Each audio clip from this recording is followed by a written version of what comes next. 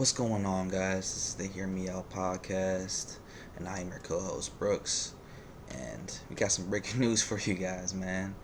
Rachel Nichols is basically being kicked off of the NBA airwaves at ESPN. She's also losing her job, and I can only think of those famous words from Drewski. Got him. We fucking got him. Alright, guys, so like I said, man, uh, Rachel Nichols is basically off the air at ESPN. She is no longer going to be included on ESPN's NBA coverage, NBA programming, and she's also gonna have her show, her baby, The Jump, be canceled. That's not a thing that's gonna happen tomorrow. It's gonna happen in a few weeks, I believe. But yeah, I mean, the show's gonna be canceled, which means that not only is she gonna be out of her job over there, but then it's gonna be a lot of people behind the scenes that's losing that job.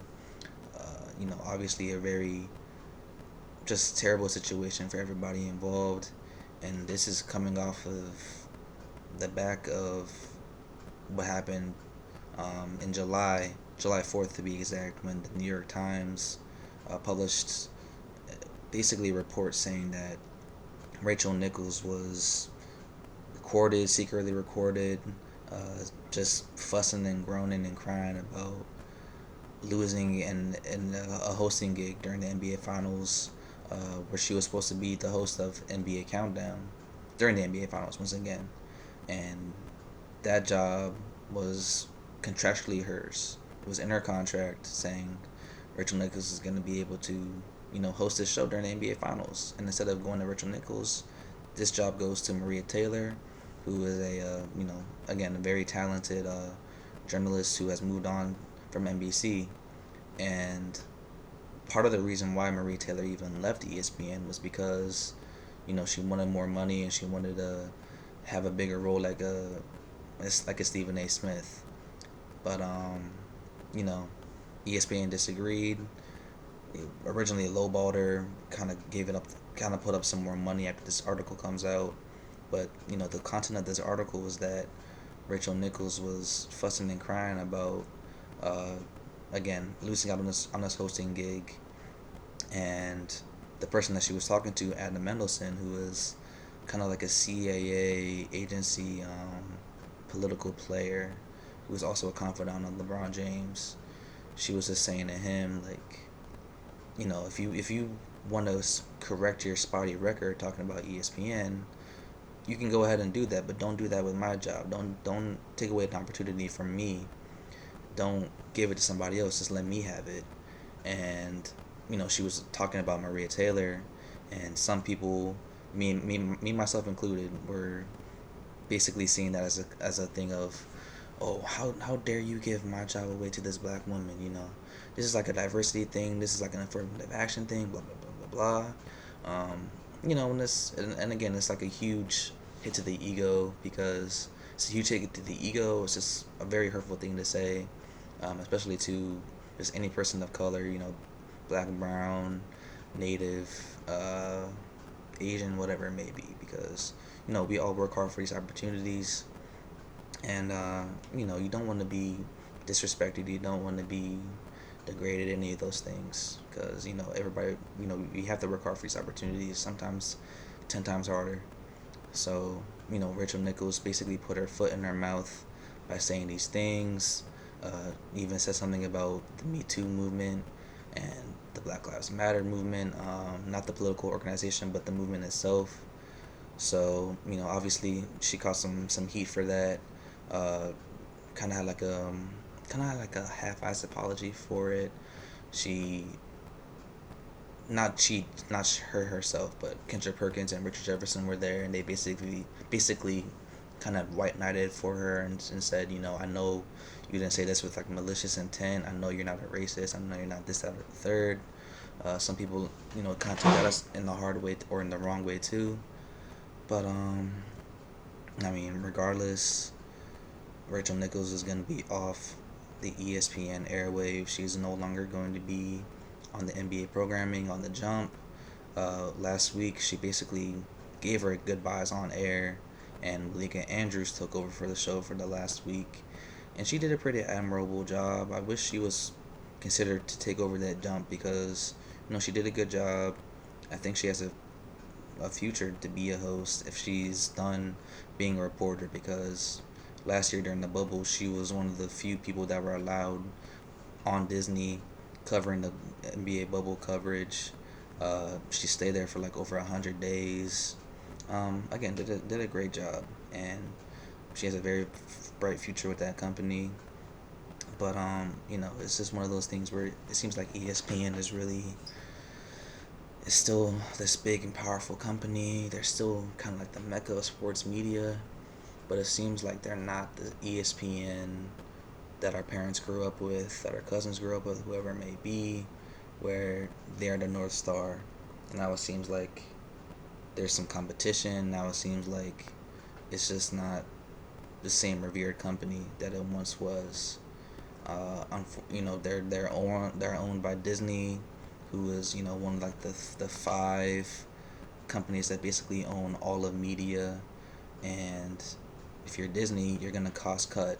You're gonna make sure that everything is streamlined, that you get the most bang for your buck, and that means that they've had some massive, massive, massive layoffs within the last 10 years or so. Within the last 5 years, really, laying off nearly 1,000, I believe, collectively employees from on-air talent to journalists that are just writing to background talent, and especially during this time during a pandemic, it's just a scary prospect. And my heart goes out to the people in the back scenes in the background that have lost their job because the NBA or because the jump is getting canceled. We live in a world where live sports is really the moneymaker for the ESPNs, the Fox Sports, possibly Barstool, YouTube, whatever it may be. You can have all the shows that you want, but you gotta have that live sports coverage in order to really just drive everything. So that's what ESPN and Disney have been really focusing on. So it's a tough thing to see, guys. And just as long as we're on ESPN, guys, I mean, not only are they getting rid of the jump and Rachel Nichols, basically they're also kicking off Max Kellerman from the First Take, which has been that debate show that Stephen A. Smith is on with Max Kellerman. And it's been reports that Stephen A. Smith is basically gonna be hosting that show, but he's gonna have like a rotating cast of guests coming on, whether they're journalists, whether they're sports media personalities, and just debating with them. Kendrick Perkins has been a popular name. It's a couple more questions to be asked as far as just First Take and the jump goes. But the current VP of content at ESPN, his name is, looking at the article, David Roberts. David Roberts, after basically canning Rachel Nichols, who has over a year remaining on her contract at ESPN, says, "We mutually agreed that this approach of broadening our NBA coverage was best for all concerned. Rachel is an excellent reporter, host, and journalist, and we thank her for her many contributions to our NBA content. This marks the first of several changes that are coming to ESPN's NBA coverage this season. Roberts took over as a production exec overseeing ESPN's NBA coverage 2 weeks ago, and this marks his first big move to reset how the network covers the NBA." And it just goes on to say that Mr. Roberts is looking to basically create another show. It's possible that Jalen Rose might become the host. These are just rumors. Not sure what's gonna happen with that, but something's gonna have to fill that void of the jump because again, it was a very popular show. Weekly, I believe it was like 3 o'clock or so. So ESPN has some things to figure out. As far as the future of Rachel Nichols goes, I think she's popular enough. She's a good enough media personality that she doesn't have to worry about basically finding another job at another network. She could go work for CNN. She could go work for Fox Sports. She could go work for Barstool. I don't think they're gonna want her, but I mean, she's not gonna have she's the Ringer. You know what I mean? She could work with Bill Simmons, and Spotify. She is not gonna want for money. She's gonna be, excuse me. She's gonna be straight for sure. Um, Shit, she can even go like Jamel Hill has, and Dan Lebitard, Bill Simmons, Jamel. Did I say Jamel? I think so. Owning their own production company. Carrie Champion is a part of that as well. Um, owning your own production company, doing your own podcast, selling it to DraftKings or The Ringer, Spotify, whatever, you know, and do pretty well, and maybe even sell it for a couple $100 million. Um, Leaving ESPN isn't the death sentence that it used to be. You don't have to worry about oh you don't have to worry about I'm off of ESPN. What do I do now? There's a plethora of things that you can do now. You can again get your own podcast. You can get into production. You can get on YouTube and host your own huge YouTube show. There's a bunch of things that you can do now. It's not just a death sentence. So I'm looking forward to what she does. This is just, I guess, just another consequence of not believing that every camera, not every mic is hot. And my best wishes to her. My best wishes to the people that have lost their jobs in the background, because it's a really tough world out here, guys. Me personally, I've been looking for a sports writer job for the last year, and I only had a handful of interviews, so I can imagine that it's much harder when you're not a writer. So, good luck to them, and guys, thank you so much for listening to this watching this video, I should say, and make sure to like, subscribe, comment, hit the notification bell, and be safe, guys. Love you all. We are out. Bye.